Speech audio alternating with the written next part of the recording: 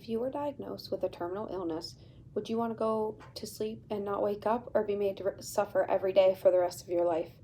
Would you rather watch a loved one suffer as opposed to watching them peacefully drift off into a sleep that they won't wake up from?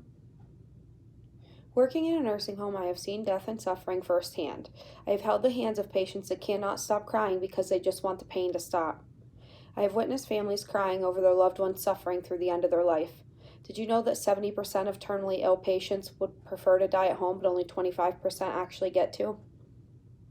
We as Americans and we as loved ones need to fight for physician-assisted suicide to be legalized, to promote autonomy and human rights, to end unnecessary suffering, and to educate the misinformed.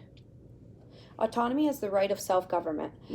That means making our own decisions about our health care and our life choices. Terminally ill individuals should have this right too. If we have human rights throughout our life, shouldn't we have them at the end of our life? It is our right to choose our healthcare options, including end-of-life care. Just like we can choose our own religion. In many religions, the afterlife is what you live and die for. Wouldn't it be great if the crossover to the afterlife was more peaceful and comforting? We as loved ones and caregivers need to assist in ending unnecessary suffering. Most terminally ill individuals end life in bed, incontinent of bowel and bladder, and unable to follow out activities of daily living. They need someone to take care of all their basic needs. They start to feel like a burden. Do we really want our loved ones to feel like a burden in their final days? These people are suffering in physical pain with every labored breath they take.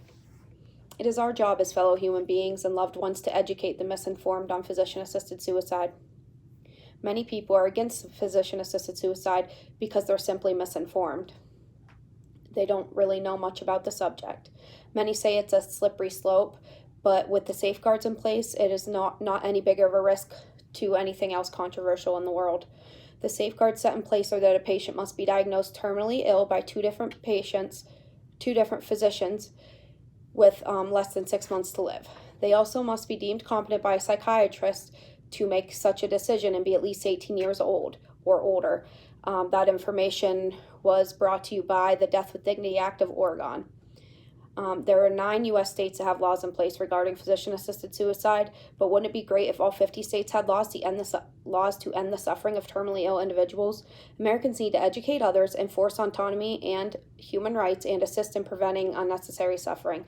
Let's advocate for our loved ones and for ourselves.